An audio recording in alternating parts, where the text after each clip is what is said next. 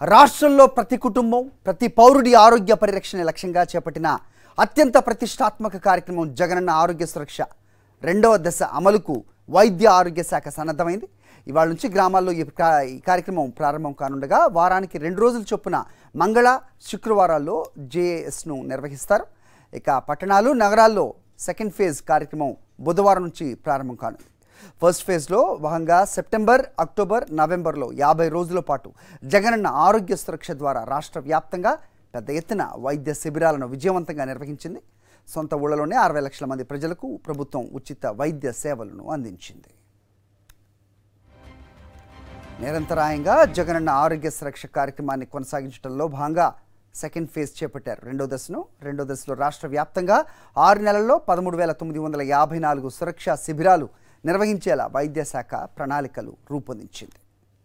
అలాగే ప్రజాదీవెన యాత్ర పేరుతో తణుకు నియోజకవర్గంలో పాదయాత్ర చేయబోతున్నట్టు మంత్రి కారుమూరి నాగేశ్వరరావు తెలిపారు. పాదయాత్రలో తమ ప్రభుత్వం చేసిన మేలును ప్రజలకు వివరిస్తామన్నారు. ఇప్పటికే తణుకు నియోజకవర్గంలో 3,000 కోట్లతో సంక్షేమ అభివృద్ధి కార్యక్రమాలు చేశామని వివరించారు. సచివాలయ వ్యవస్థ ద్వారా అన్ని సేవలు ప్రజల గుమ్మం వద్దకే ప్రభుత్వం అందిస్తోందని మంత్రి కారుమూరి చెప్పారు. ప్రజాదీవెన పాదయాత్ర చేస్తున్నాం.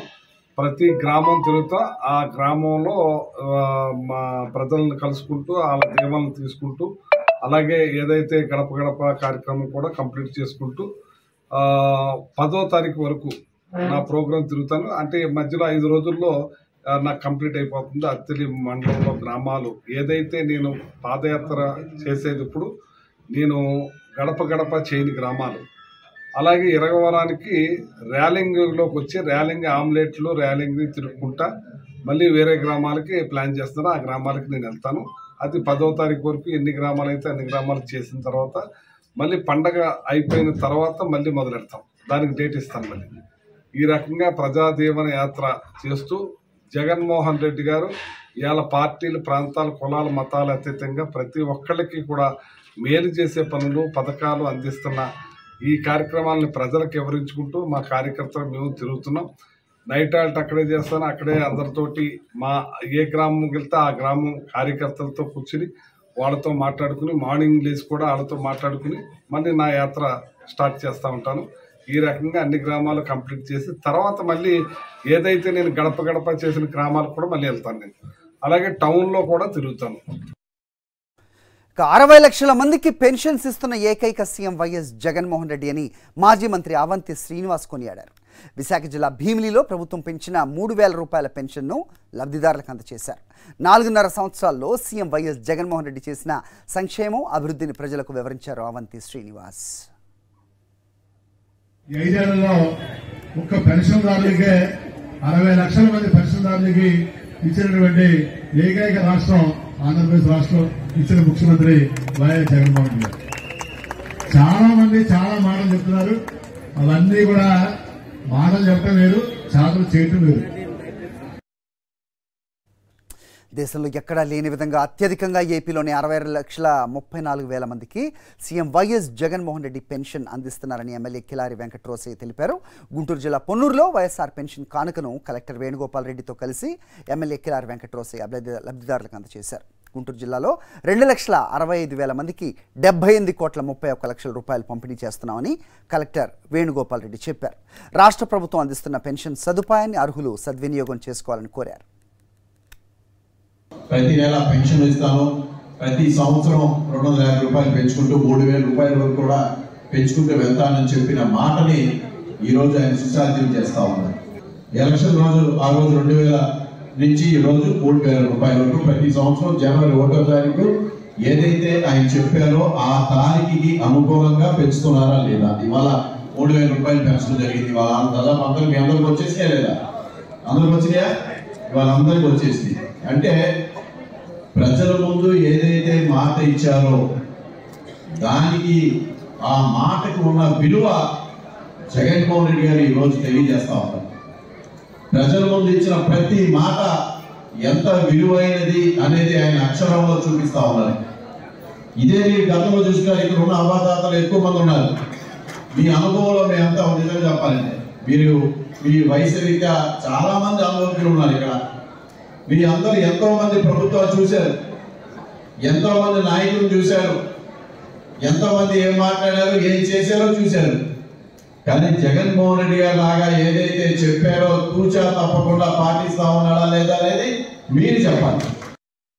రాష్ట్ర ప్రభుత్వం సంక్షేమానికి అత్యంత ప్రాధాన్యతనిచ్చి అనేక రకాలైనటువంటి సంక్షేమ కార్యక్రమాలు చేపడుతున్నటువంటి విషయం.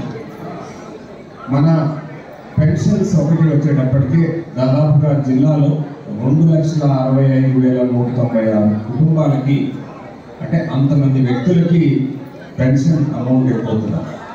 ఇప్పుడు ఈ నెల నుంచి ఈ అమౌంట్ 78,31 రూపాయలు ప్రతి నెల మన జిల్లాలో ఇప్పుడు నేను చెప్పిన వైఎస్ఆర్ పెన్షన్ కానుక రూపంలో అందజేయబోతున్నారు. సో ఇది ఒక సైడ్ మొత్తం పెంచితే అంటే 2,000 నుంచి 2,250, 2,500, 2,750 నుంచి 3,000 వరకు పెంచిన తర్వాత ఈ అమౌంట్ ఇప్పుడు 78,31 నెలకి చేరింది. ఒక్క పథకం ద్వారా ఇప్పుడు మనకి ఇస్తున్నటువంటి డబ్బులు. ఏపీలో సంక్షేమం అభివృద్ధి కొనసాగాలంటే మరోసారి సీఎం వైఎస్ జగన్మోహన్ రెడ్డి ముఖ్యమంత్రి కావాలని ఎమ్మెల్యే జక్కంపూడి రాజా ఆకాంక్షించారు. సీఎం వైఎస్ జగన్ సహకారంతో రాజాం నియోజకవర్గంలో 1000 కోట్లతో అభివృద్ధి పనులు చేపట్టామన్నారు. దేశంలో ఏ రాష్ట్రంలో లేని విధంగా ఏపీలో సీఎం వైఎస్ జగన్ అనేక సంక్షేమ పథకాలు అమలు చేశారని చెప్పారు.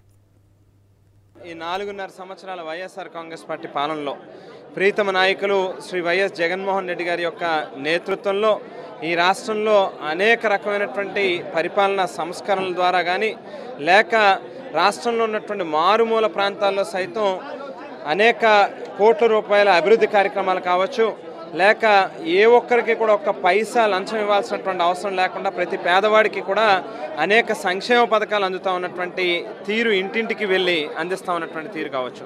ఇవన్నీ కొనసాగాలి అని అంటే మరొకసారి 2024 జగనన్న వన్స్ మోర్ అనేటువంటి నినాదంతో రాష్ట్ర ప్రజలందరూ కూడా ఆలోచన చేయాల్సినటువంటి అవసరం ఉంది అని చెప్పి అందరికీ తెలియజేస్తూ, మరి రాజానగరం నియోజకవర్గంలో కూడా ప్రత్యేకించి అన్న జగన్మోహన్ రెడ్డి గారి యొక్క సహకారంతో సుమారుగా 1000 కోట్ల రూపాయలు అభివృద్ధి కార్యక్రమాలు కావచ్చు, మరొక 1000 కోట్ల రూపాయలు సంక్షేమ పథకాలు కావచ్చు, 20,000 మందికి ఇళ్ల పట్టాలు కావచ్చు, లేకపోతే నిరంతరం ఎవరికి ఏ చిన్న అవసరం వచ్చినా, ఏ కష్టం వచ్చినా కూడా వారికి వైద్య సేవలు కానీ నిరంతరం అందుబాటులో ఉండడం కానీ, ఇవన్నీ కూడా ప్రజలకి మేము గడిచినటువంటి 4.5 సంవత్సరాల్లో అన్న జగన్మోహన్ రెడ్డి గారి సహకారంతో చేస్తూ ఉన్నాం.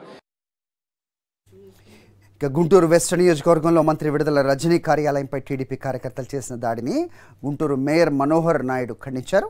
మాజీ మంత్రి నక్కా ఆనందబాబు దెయ్యాలు వేదాలు వలించట్టుగా మాట్లాడుతున్నారని ఆగ్రహం వ్యక్తం చేశారు. మంత్రి రజనీ కార్యాలయంపై టీడీపీ రాళ్ల దాడి చేసి ధ్వంసం చేసి ఎన్టీఆర్కు నివాళులు అర్పించడానికి టీడీపీ కార్యకర్తలు వెళ్లారని చెప్పడం హాస్యాస్పదమన్నారు. ఈరోజు నువ్వు ముఖ్యమంత్రి అవుతావు, ఒక పక్క నీ కొడుకు, ఒక పక్క పవన్ కళ్యాణ్ గారు ముఖ్యమంత్రి అవుతారని చెప్పేసి జనసేన వాళ్ళు, ఒక పక్క వీళ్ళిద్దరు కాదు నేను ముఖ్యమంత్రి అవుతానని చెప్పేసి యువగలం పాదయాత్ర చేసి దొల్లుకుంటూ వెళ్ళినటువంటి లోకేష్.